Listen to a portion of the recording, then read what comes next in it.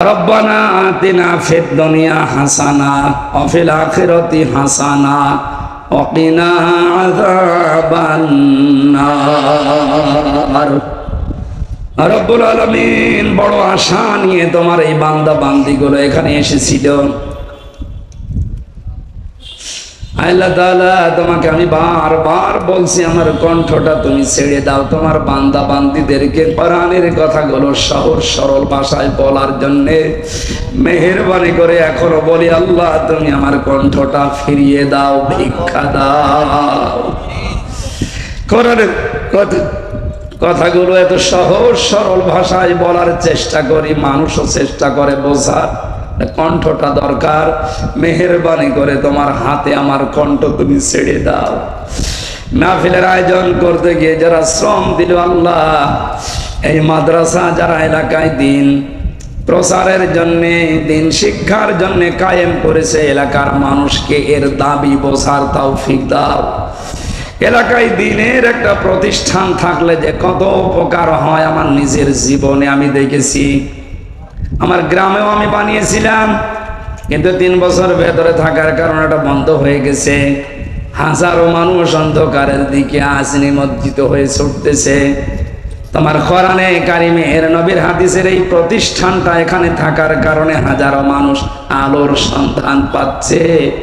এলাকার মানুষকে এটা বোঝার মতো ক্ষমতা তৌফিক দান করো আল্লাহ।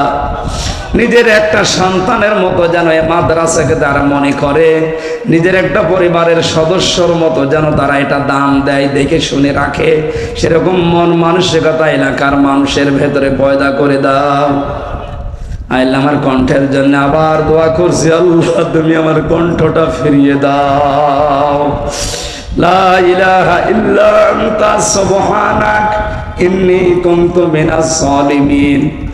আল্লাহ তাআলা গাজীপুরের এই জেলখানা, কাশিমপুরের এই কেন্দ্রীয় কারাগার 4টা সহ বাংলার জেলখানায় যত মানুষ বিনা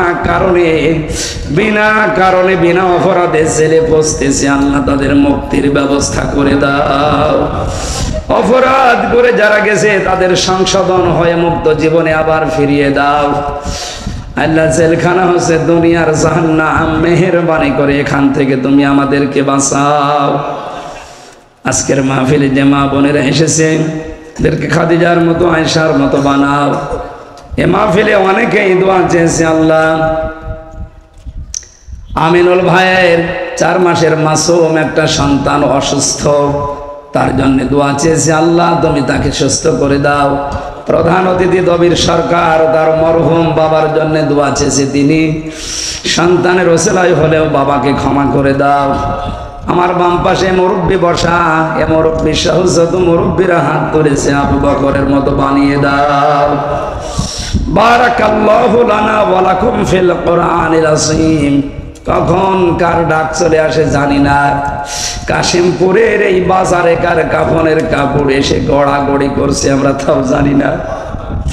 ওই সাদা কাপড় চড়ানোর আগে আল্লাহ তুমি আমাদেরকে খাঁটি হওয়ার তৌফিক দাও। তোমার সাথে যে অঙ্গীকার গুলো আছে কোরআনে কারিমের সূরা রদের 19 থেকে 24 নম্বর আয়াত আমাদের জীবনে সেট করে দাও। বারাকাল্লাহু লানা ওয়া লাকুম ফিল কোরআনিল আযীম। যখনই মরণ আসবে যেন পড়তে পারি লা ইলাহা ইল্লাল্লাহু মুহাম্মাদুর রাসূলুল্লাহ।